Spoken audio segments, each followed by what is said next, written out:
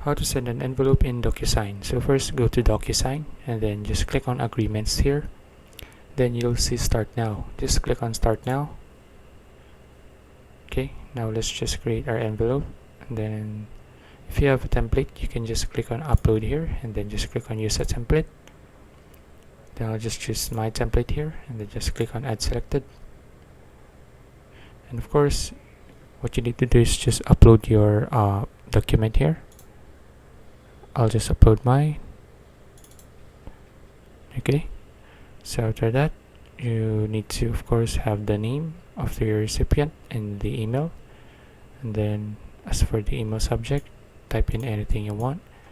And then of course after customizing all of this, filling in all of the details, you just need to click on next. Then of course add a field here, so I'll just add a signature field here, and then just click on send. Okay, now click on sending, and there you go. Now I just send your envelope. So that's it. If you found this video useful, please like and subscribe for more videos like this. See you in the next one.